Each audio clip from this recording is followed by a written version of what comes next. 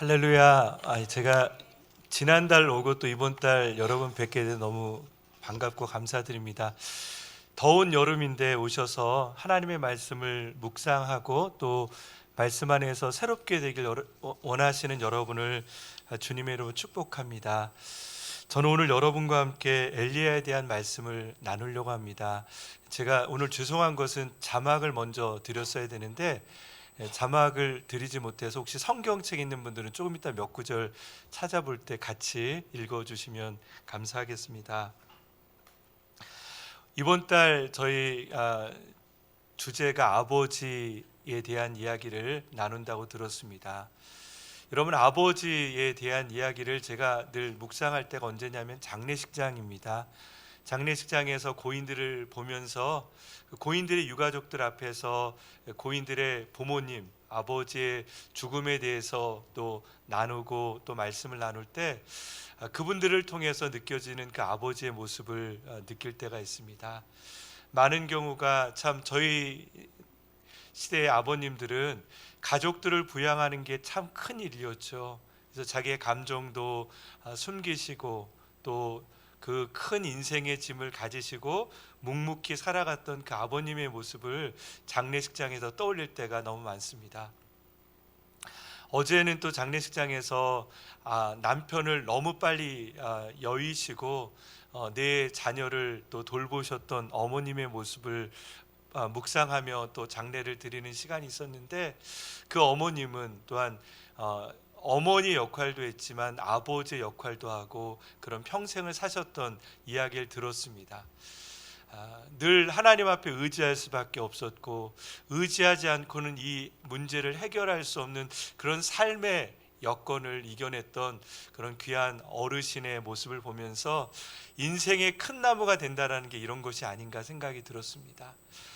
가족들에게 그늘이 되고 가족들에게 쉴 곳을 허락하여 주고 또 자기의 전 몸을 또 가족들에서 주고 떠나시는 그런 귀한 부모님들이 있다라는 게 우리에게 얼마나 행복한 것인지를 느끼게 됩니다. 여기 계신 분들 보니까 대부분이 다 부모님들 같으십니다. 여러분들도 아마 생각하는 가족들, 그 가족들을 위해서 우리가 어떤 삶을 살아야 될지를 늘 고민하고 또 묵상하면서 더 좋은 부모가 되기 위해서 노력하시지 않나 생각이 듭니다. 저는 오늘 말씀 가운데 이 부모님의 역할 중에 하나가 단순하게 먹고 사는 것만이 아니라 한 사람을 자라나게 하고 또 성숙하게 하는 것. 성경에서 우리가 보는 것처럼 예수를 믿고 나서 그가 성화의 과정을 겪는 그 과정처럼 부모의 역할은 한 사람을 온전한 사람이 되게 하는 그 역할을 우리가 묵상할 수가 있는 것이죠. 심리학자들은 그래서 한 사람이 살기 위해서 마을이 필요하다는 얘기를 합니다. 왜냐하면 그에게 사랑을 줄 수 있는 마을과 같은 수많은 사람들이 그에게 있지 않으면 그 사람이 온전해질 수 없다라는 것이죠. 그런 면에서 보면 부모님은 그런 사랑의 대표적인 분이시죠. 아버지의 사랑을 통해서 우리는 우리의 인격이 온전하게 성숙하게 되는 것입니다. 오늘 말씀을 통해 저는 엘리야에게 아버지 하나님으로 어떻게 역사하셨는지를 묵상하기를 원합니다. 제가 한 절 읽겠습니다. 열왕기상 17장 1절 말씀을 제가 한번 읽겠습니다. 그때 길르앗에 살던 사람들 가운데 디셉 사람 엘리야가 아합에게 말했습니다. 내가 섬기는 이스라엘 하나님 여호와께서 살아계심을 두고 맹세하는데 앞으로 몇 년 동안 내 말이 없으면 이슬도 없고 비도 없을 것이다. 아멘. 오늘 말씀 가운데 보면 엘리야 선지자가 하나님의 말씀인지는 잘 모르겠지만 이 아합에게 가서 내가 말하지 않으면, 내가 하나님을 맹세코 말하는데 몇 년 동안 이스라엘 땅에 비가 오지 않을 것이다 라고 선포하는 말씀이 나와 있습니다. 사실 이 엘리야에게 있어서는 거룩한 분노를 갖고 있었습니다. 엘리야는 하나님을 정말로 사랑했던, 하나님을 사랑했던 청년이었습니다. 그런데 그 이스라엘 땅 가운데 일어나는 일을 보고 분개할 수밖에 없었던 것이죠. 왜냐하면 하나님께 세웠던 아합 왕이 두로의 왕의 딸이었던 이세벨과 결혼하게 되는 것입니다. 여러분, 그 당시에 두로라는 것은 당시에 무역을 했던 곳이었기 때문에 그 작은 나라였지만 강력한 힘을 가졌던 나라였습니다. 하지만 그 나라가 섬겼던 신은 바알과 아세라를 섬겼던 것 같습니다. 그래서 이세벨이 여왕으로 온 이후에 그 다음부터는 그곳에 바알과 아세라를 섬기는 많은 우상들이 그곳에 이스라엘 땅 가운데 있기 시작했습니다. 그것은 단순하게 우상을 섬기는 것이 아니었죠. 그들의 입장에서 볼 때는 나라를 위해서 많은 축복의 신들을 이스라엘 땅 가운데 세웠던 것으로 볼 수 있는 것이죠. 왜냐하면 바알과 아세라는 풍요의 신이었습니다. 그 신이 우리에게 있을 때 비가 있고 또 농사가 잘 되고 우리나라가 잘 되기 때문에 주요 국가의 주요 시설마다 거기에다가 그렇게 바알과 아세라 상을 셈을 통해서 그것을 통해 국가가 잘 되기를 원하는 그런 애국과 건국에 대한 이야기들이 거기에 담겨 있는 것이죠. 사실 우리나라의 그 시대도 보면 나라의 발전 가운데 보면 수많은 종교들이 거기 있었죠. 샤머니즘도 있고 불교도 있고, 그런데 그것이 나라와 연결이 돼서 정말 나라를 위한 종교처럼 보여졌던 것입니다. 마찬가지로 이 아하방이 드려왔던 바알과 아세라, 물론 예전에도 있었지만 이 아하방을 통해서 마치 나라를 위해서 바알과 아세라 신들이 여러 곳에 세워지는 것처럼 보여지게 됩니다. 그것을 보았던 이 엘리야는 거룩한 분노가 있었던 것이죠. 그래서 오늘 우리가 읽었던 1절 말씀에 있었던 것처럼 엘리야는 아합에게 가서, 왕에게 가서 당돌하게 말하고 있습니다. 내가 섬기고 있는 이스라엘 하나님 여호와께서 살아 계심을 두고 맹세하는데, 내가 확실하게 믿고 말하는데 이제 이곳에 비가 오지 않겠다라고 말하고 있습니다. 제가 오늘 이 말씀을 읽으면서 제가 상담학을 공부하면서 나르시즘에 대한 공부를 또 해본 적이 있었습니다. 나르시즘 여러분 아시죠? 이기주의자라는 의미죠. 나르시즘을 가지면요, 공감하지 못하는 게 특징입니다. 나르시즘이 있으면요, 자기만 생각하는 사람이 나르시즘이라고 말합니다. 근데 여러분, 이 공감이라는 게 그래도 중요합니다. 공감할 때 우리는 이타적인 삶을 살게 되고요, 공감할 때 다른 사람의 감정을 알고 사랑할 수 있는 마음이, 이 공감이라는 것이 생길 때 있습니다. 그런데 여러분, 이 공감이 없어질 때가 있어요. 언제 없어질 때가 있냐면 내가 옳다라고 생각할 때 공감력이 사라질 때가 많습니다. 여러분, 그래서 내가 분명히 옳다라고 생각하면 다른 사람의 이야기를 들을 마음이 생기지 않는 거죠. 특별히 권력자도 그렇다라고 말합니다. 권력자가 되면 겸손했던 사람이 어느 순간에 공감의 능력이 없어지기 시작합니다.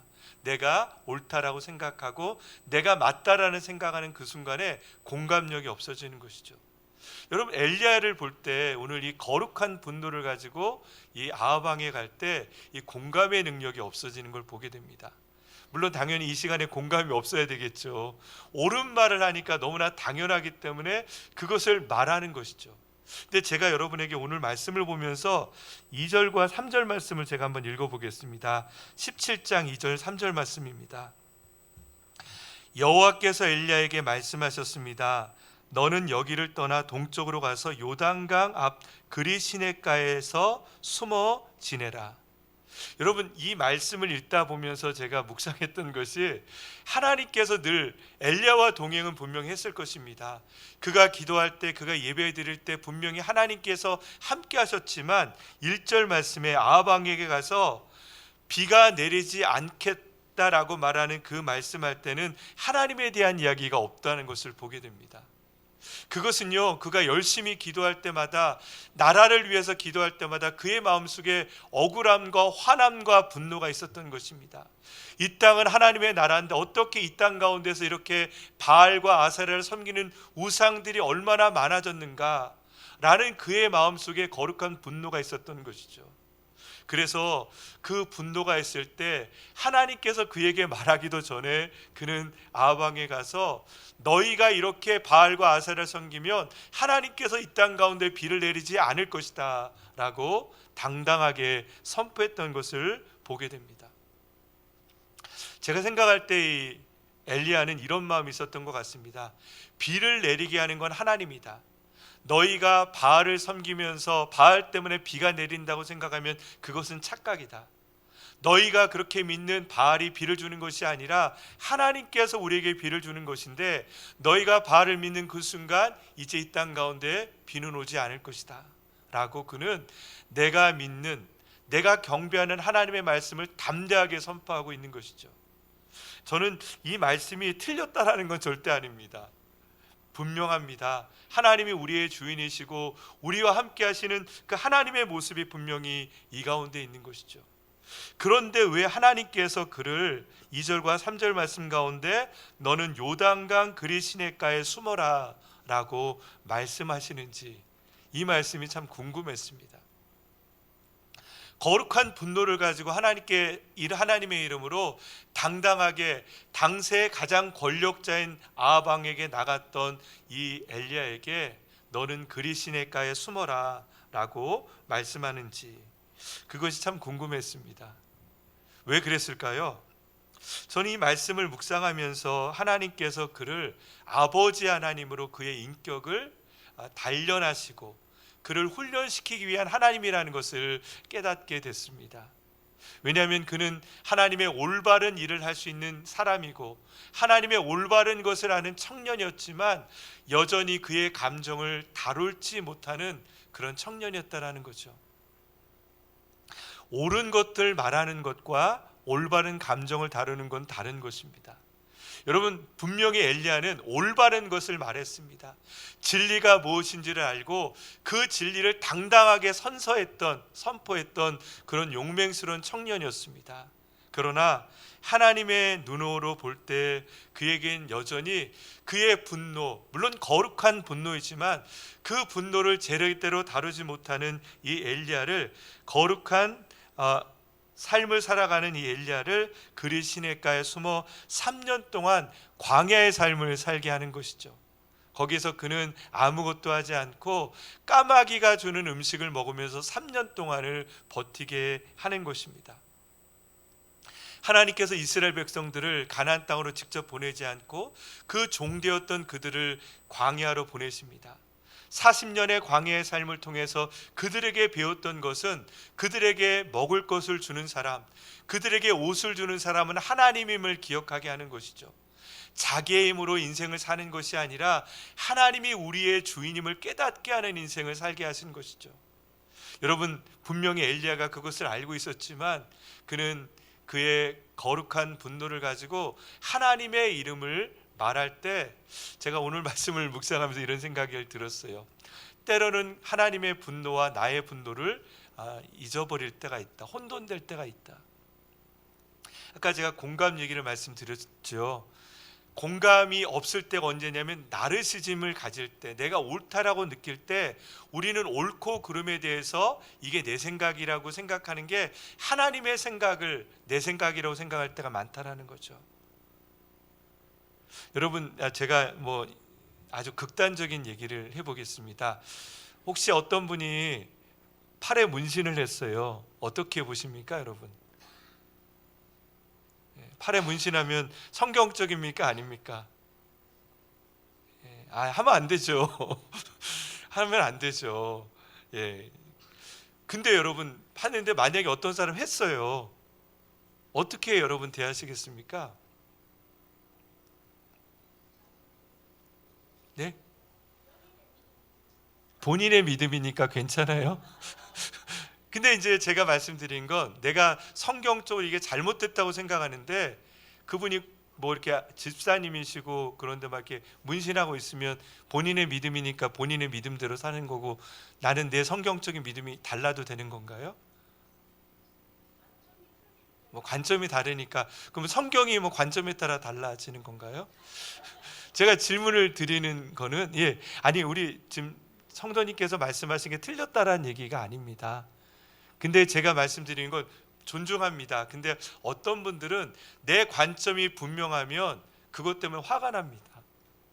아니 어떻게 하나님을 믿는 저 사람이 몸에 문신을 하지? 라는 것 때문에 불편하고 어느 순간에 그에게 문신을 지우라고, 하나님 믿으면 문신을 지우라고 말할 때가 있는 거죠. 뭐 문신은 뭐 작은 것이라고 말할 수 있지만 우리에게 있어서 내가 옳다라고 생각하고 내가 하나님의 말씀을 맞다라고 생각하면 어느 순간에 내가 하나님의 말씀을 지키려는 수호자가 될 때가 있는 거죠. 오늘 엘리야가 바로 그런 모습이라는 거죠. 그가 볼 때 이스라엘 땅이 얼마나 하나님을 믿고 있지만 이 땅 가운데 바알과 아세라를 섬기는 우상이 있을 때 그의 마음속에 거룩한 분노가 있었고 또 그것을 외치지 않을 수 없는 그의 마음이 있었던 것입니다. 그것은 분명히 맞는 마음이죠.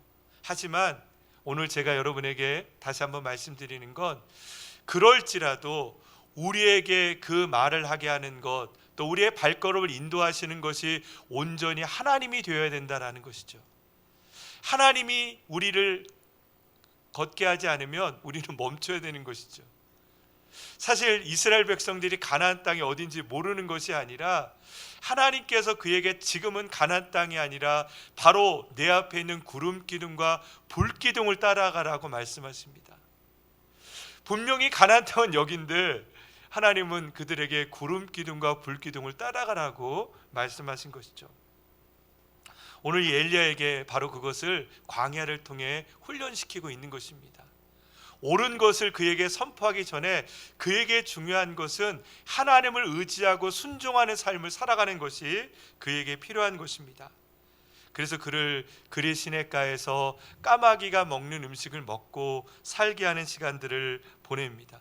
또한 그 가뭄 가운데 그에게 사르밧 과부에게 있는 그 남은 마지막 음식을 먹는 그런 삶도 살게 하십니다. 사실 그가 자기의 능력으로 더 많은 것들을 먹을 수 있었던 사람임에도 불구하고 하나님은 그를 낮춰서 가장 낮은 자, 그 당시에 가장 낮은 자였던 과부의 음식을 먹고 살 수밖에 없었던 그런 사람으로 엘리야를 낮추십니다. 그리고 3년 후에 이제 우리가 알고 있는 것처럼 갈멜산에서 하나님의 영적인 전쟁을 일으키시는 것이죠. 바알을 섬기는 450명과 아세라를 섬기는 400명의 그 영적인 거짓 제사장들과 함께 850대 1의 영적인 전쟁 가운데 하나님의 정말 승리를 이렇게 나타내는 오늘 엘리야의 모습을 보게 됩니다. 이것이 그의 인생 가운데 영적인 클라이막스처럼 보입니다. 정말로 너무나 많은 거짓 제사장들 앞에서 하나님의 이름으로 하나님의 역사를 일으킴을 통하여서 영적인 전쟁 가운데 승리를 보여주는 이 엘리야의 모습. 그런데 그 엘리야의 모습을 보고 열왕기상 18장 17절 말씀에 보면 어떤 표현으로 아합이 얘기하는지를 제가 한번 읽어보겠습니다. 영적인 전쟁이 있기 전에 아합은 이렇게 말합니다. 아합은 엘리야를 보자 말했습니다. 내가 바로 이스라엘의 문제를 일으키는 자로구나. 여러분, 참 이 관점이라는 게 그렇습니다. 우리는 하나님을 알고 있기 때문에 정말 영적인 문제를 일으키는 사람은 아합이었습니다. 그러나 아합의 눈에 이스라엘 땅의 문제를 일으키는 사람은 바로 너다라고 말하는 거죠. 제가 아까 말하는 나르시즘이 아합 왕도 똑같은 나르시즘입니다. 그는 왕으로서 자기가 옳다라고 생각했을 때 옳은 걸 들을 수 있는 마음이 없었던 것이죠. 그렇기 때문에 그의 눈에는 너가 문제를 일으키는 자다라고 말하고 있는 것이죠. 그 가운데 얼마나 통쾌한 승리를 보여주고 있습니까? 그가 지지했던 850명의 거짓 우상들을 하나님의 종이었던 엘리야가 영적인 전쟁 가운데 그것을 단번에 이기고 맙니다. 여러분, 여기서 오늘 성경 이야기가 끝나야 되지 않습니까? 여기서 끝나고 이제 이것을 통해서 하나님께서 승리했다라고 이 말씀이 끝나고 다른 사건으로 전개가 되면 참 좋을 텐데 그 다음에 또 다른 악인이 나타납니다. 이세벨이 나타나서 이렇게 말하는 장면이 나와 있습니다. 이세벨의 말씀을 우리 같이 한번 읽어보겠습니다. 2절 말씀입니다. 같이 읽겠습니다.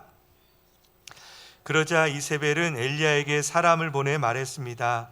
만약 내일 이맘때까지 내가 내 목숨을 죽은 예언자들 가운데 하나의 목숨처럼 되게 하지 못하면 내가 우리 신들에게서 천벌을 받아 마땅하다. 3절까지 읽겠습니다.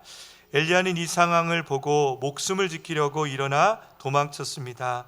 그는 유다의 브엘사바에 일어나 거기에 남겨두고 혼자서 하룻길을 가서 광야에 다다랐습니다. 아멘. 오늘 나타난 이 악인 이세벨은 오히려 자기 갖고 있는 이 나르시즘을 가지고 내가 우리의 신들에게 맹세하니 너를 죽이겠다라고 말합니다. 그런데 아까 말씀드린 것처럼 850명의 영적인 거짓 제사장과 싸워서 이겼던 용사와 같던 엘리야가 이 순간에 이렇게 겁쟁이가 되어 도망가는 그런 장면이 나와 있습니다. 저는 이 말씀이 잘 이해가 되지 않았습니다. 왜냐하면 그런 용맹스러웠던 하나님의 용맹스러웠던 엘리야가 어떻게 이렇게 작은 여자의 말에 이렇게 겁을 먹고 도망가게 되는지, 그 말씀을 묵상하면서 우리에게 찾아오는 영적 침체가 이렇다라는 생각을 하게 됐습니다. 엘리야는 원래 겁쟁이가 아닙니다. 여러분 아는 것처럼 그는 용맹스러운 사람이었습니다. 하지만 어느 순간에 우리에게 이런 영적인 어려움이 나도 모르게 감정으로 찾아온다라는 것이죠. 나에게 찾아오는 감정은요, 내가 소화하지 못하는 감정입니다. 그는 용맹스러운 선지자였지만 어느 순간 이 작은 여인의 말에 넘어지는 한 사람이 됐다라는 것. 그랬을 때 그는 자기의 정체성을 잃어버리게 됩니다. 하나님의 사람이고 하나님을 위해서 어떤 일이든 내 목숨까지도 내놓겠다던 그 엘리야가 어느 순간에 초라한 사람이 되어서 도망가는 장면이 나와 있습니다. 여러분, 브엘세바까지 도망갔다라는 것은 단과 브엘세바 얘기할 때 이 브엘세바는 사람이 살 수 있는 마지막 지역까지 도망간 이후에 그는 자기의 종을 두고 하룻길을 더 도망가는 장면이 나와 있습니다. 이제 사람이 살지 않는 곳, 아무도 없는 그곳으로 도망가서 이제 작은 로뎀나무 밑에 숨어서 자기 자신을 처량하게 돌아보는 장면이 나와 있습니다. 우리 4절 말씀을 같이 한번 읽어보겠습니다. 혼자서 하룻길을 가서 광야에 다다랐습니다. 그는 로뎀나무 아래 앉아서 죽기를 기도했습니다. 여호와여, 이제 이곳으로 충분하니 제 목숨을 가져가 주십시오. 저는 저의 조상들보다 나은 것이 없습니다. 아멘. 여러분, 저는 저의 조상들보다 나은 것이 없습니다 라고 말할 때 사실 그것을 다른 말로 하면 이 감정이 들기 전에는 그래도 나도 하나님을 위해서 뭔가를 한 사람이라는 생각이 그에게 있었던 것 같습니다. 그런데 이렇게 자기가 초라한 자임을 깨달았을 때 그는 자기의 목숨을 하나님 이제 데려가 주십시오라고 말하는 이제 무력한 존재가 되는 것을 보게 됩니다.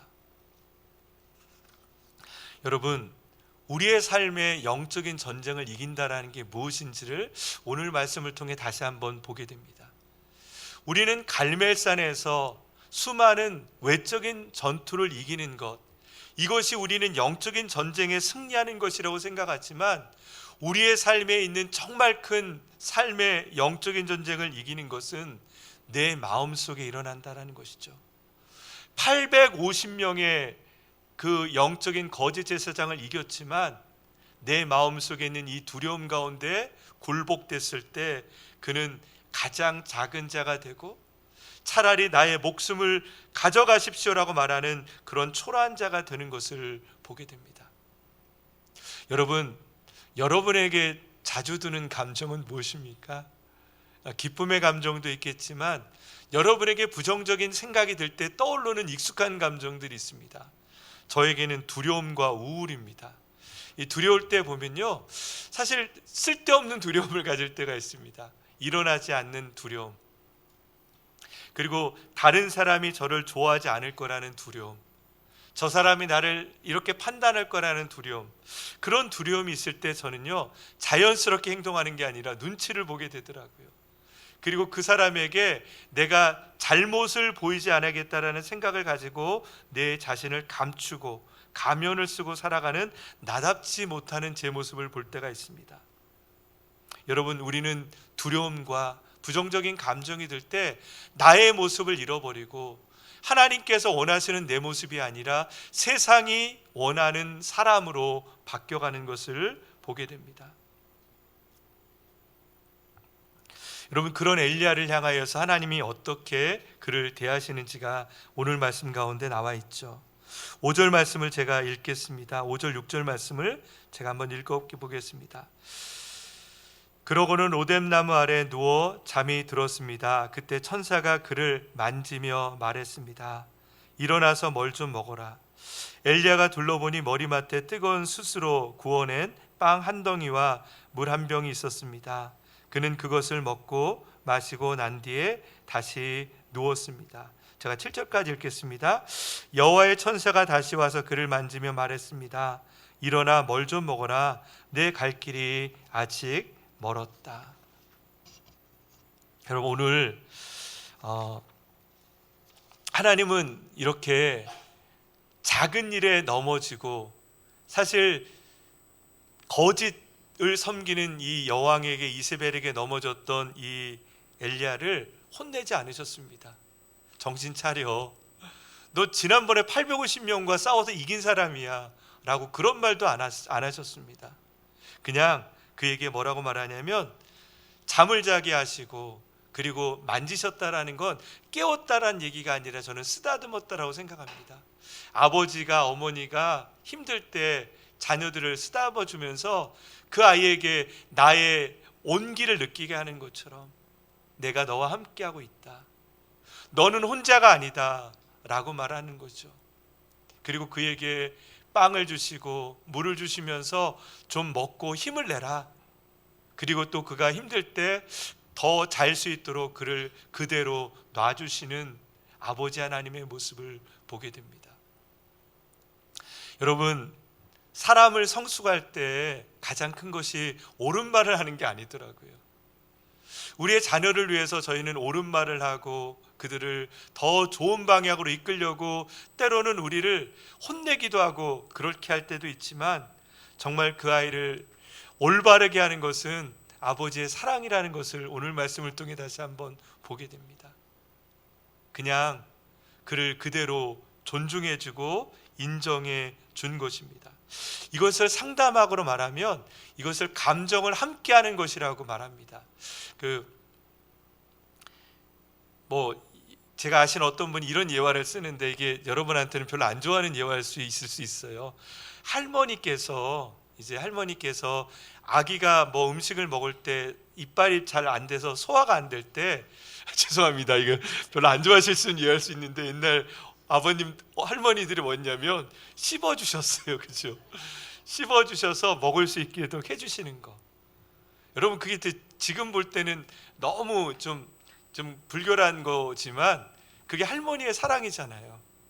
그 아이가 음식을 먹을 수 없다고 생각할 때 이빨로 씹어서 먹을 수 있을 만큼만 소화시켜서 그 아이에게 주는 거. 상담의 여정이 이런 여정입니다. 어떤 사람이 자기에게 트라우마를 갖고 오거든요. 이 트라우마라는 건 뭐냐면 내 능력으로 감당할 수 없는 문제를 트라우마라고 말합니다. 내가 지금은 어느 순간에는 내가 이 문제를 해결할 수 있어요. 늘 어느 날은 이 문제를 내가 해결할 수 없어요. 여러분도 그렇지 않으세요? 어느 날 보면 나는 늘 잘 살아요. 늘 잘하지만 어느 날 작은 일 갖고 상처받고 넘어질 때가 있어요. 그 순간 나는 그것을 감당할 수 없는 내 상태가 되는 것이죠. 그럴 때 상담자들이 뭘 하냐면 그 사람과 함께 하면서 그 감정을 공유해 줍니다. 힘들겠구나. 참 힘들겠구나. 그러는 순간에 이 감정이 내 것이 아니라 그 사람과 공유함을 통해서 감정이 작게 느껴지게 됩니다. 그리고 나서 상담자가 그 감정을 다룰 수 있도록 도와주는 것이죠. 마치 할머니가 아기에게 음식을 씹어가지고 먹을 수 있도록 소화하는 것처럼 상담자 역할은요, 내 문제를 해결할 수 없고 부정적인 감정에 사로잡혀 있는 사람에게 같이 있으면서 이야기를 들어주며 그 감정이, 부정적인 감정이 다 사라진 건 아닙니다. 그러나 그 감정을 작게 만들어서 잘게 씹어서 이제 내담자가 그것을 씹고 소화할 수 있도록 도와주는 게 상담이라는 것이죠. 여러분, 오늘 하나님께서 그런 역할을 하고 계시는 겁니다. 지금 엘리야가 어떠냐면 정말 용맹스러웠던 엘리야지만 번아웃 당할 때는 작은 문제도 해결할 수 없는 초란자가 됐을 때 그것을 뭐라고 하는 것이 아니라 그와 함께하는 것이죠. 그리고 그와 함께하면서 그가 소화할 수 있도록 기다려주는 것입니다. 그리고 그가 소화를 못하면 하나님께서 그와 함께 버텨주는 것이죠. 힘들구나, 내가 너와 함께할 거다. 너가 이 문제를 해결할 때까지, 해결할 힘이 있을 때까지 내가 너와 함께할 것이다 라고 기다려주는 것이죠.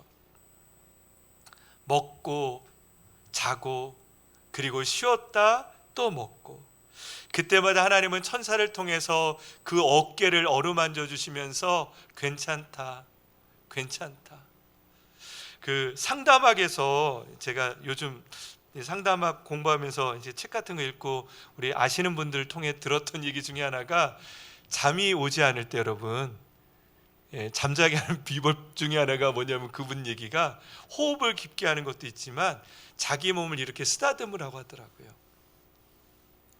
내 몸을 이렇게 쓰다듬는 것만도 내 신경이, 긴장이 이완된다라는 얘기를 하더라고요. 이 스킨십이라는 게 그런 거거든요. 원래 아이들이 가장 행복할 때가 언제냐면 엄마의 품에 안길 때. 그 스킨십이라는 것이 우리에게 안정감을 주는 것이라는 거죠. 하나님 오늘 이 천사를 통해서 엘리야에게 안정감을 주고 있는 것입니다. 괜찮다. 그리고 그에게 먹을 것을 주고 그에게 다시금 힘을 내게 하시는 것이죠. 오늘 7절 말씀을 제가 다시 한번 읽어보겠습니다. 7절과 8절 말씀 제가 한번 읽어보겠습니다. 여호와의 천사가 다시 와서 그를 만지며 말했습니다. 일어나 뭘 좀 먹어라. 내 갈 길이 아직 멀었다. 그리하여 그는 일어나 먹고 마셨습니다. 그 음식으로 기운을 차린 뒤 엘리야는 밤낮으로 40일 동안 걸어가서 하나님의 산인 호렙산에 이르렀습니다. 아멘.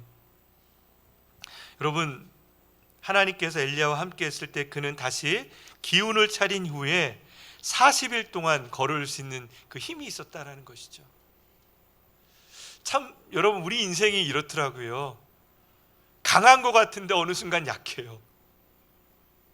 근데 그 약할 때 나는 이런 모습이야, 나는 조상들보다 더 나은 게 없어, 나는 초라한 존재야 라고 죽고 싶어하는 이 엘리야에게 하나님께서 함께 해주시고 그 감정과 공유했을 때 그는 이제 다시 장성한 사람이 돼서 40일 동안 걸어서 하나님께서 약속하신 그 땅에 가는 장면이 오늘 말씀 가운데 나와 있죠. 일어나 뭘 좀 먹어라. 내 갈 길이 아직 멀었다. 여러분, 우리의 인생의 길도 마찬가지죠. 우리의 인생의 길은 아직 멀었습니다. 여러분, 여러분의 인생 가운데 하나님께서 이루실 일들은 아직도 멀었습니다. 여러분, 하나님께서 여러분을 통해서 새 일을 이루길 원하십니다. 여러분을 통해서 하나님은 이 땅 가운데 하나님의 이름이 높임받기를 원하십니다. 여러분이 여러분의 삶을 통해 여러분의 자녀들 가운데 하나님을 알게 하며 여러분의 집이 믿음의 가문이 되길 원하시는 것이 하나님의 뜻입니다. 여러분, 어느 날 우리는 로뎀나무에 누워 있는 것처럼 하나님, 제가 노력했습니다. 그래도 안 돼요. 나는 이렇게 초라한 존재입니다. 그렇게 주를 위해서 기도하고 뜨겁게 살았던 사람이 어느 날 낙심하면서 나는 아무것도 아닙니다, 하나님 해봐도 저는 되는 것이 없습니다라고 하며 그런 삶으로 두려운 감정, 불안한 감정, 걱정의 감정에 우리가 사로잡힐 때가 있는 것이죠. 여러분, 그런 감정이 들 때 우리는 우리 자신을 잃어버립니다. 그와 함께 했던 하나님의 역사를 잃어버리고 그와 함께 했던 하나님의 영광의 모습을 잃어버리고 초라한 내 자신의 모습 가운데 있는 것이죠. 성경에 보면 그런 많은 인물들을 보게 됩니다. 아버지를 떠났던 작은 아들, 그는 아버지께로 와서 더 이상 나는 당신의 아들이 아닙니다라고 말합니다. 아니, 나는 당신의 아들로 부름을 받을 수 없습니다라고 아들됨을 포기했지만 하나님은 그의 신발을 벗겨질지라도 뛰어가서 그를 안고 나의 아들이 돌아왔다, 가장 살찐 소를 잡아 오늘 잔치를 베풀자라고 말씀하시는 거죠. 사람에게 잡혀왔던 창녀는 자기의 죄는 더 이상 씻을 수 없는 죄라고 생각했지만 그를 향해서 주님은 나도 너를 정죄하지 않겠다라고 말하면서 그를 죄인이 아니라 선한 삶을 살라라고 하나님은 그를 격려했던 것입니다. 사랑하는 여러분, 우리의 회복은 어디에서 시작이 될까요? 우리는 우리의 노력과 내가 하나님을 열심히 믿음을 통해서 살아가는 것이 아니라 온전히 하나님을 만남을 통해 우리는 치유와 회복을 경험하는 것이죠. 엘리야가 거룩한 분들을 통해서 하나님을 향해 아합왕에게 하나님을 외쳤지만 여전히 그는 온전한 성품을 갖지 못했던 사람이었습니다. 하지만 그를 하나님께서 단련시키시고 그의 연약한 감정도 만지시면서 그를 하나님의 여정의 길로 인도하셨습니다. 저는 저와 여러분이 그런 아버지, 어머님의 삶을 살아가길 원합니다. 우리 아이들의 감정을 잘 다루지 못할 때가 있어요. 그리고 그들은 어떻게 옳게 살아갈지 못할 때가 있거든요. 우리들은 그들과 함께하며 그들의 감정을 다룰 수 있도록 그들의 사랑을 주고 그들을 격려할 수 있는 부모가 되기를 원합니다. 그리고 그들이 다시 한번 용기를 내서 주를 위해서 살아갈 수 있는 그런 사람이 될 수 있도록 돕는 믿음의 여정을 갈 수 있기를 주의 이름으로 축원합니다. 우리 이 시간에 같이 한 가지 기도하겠습니다.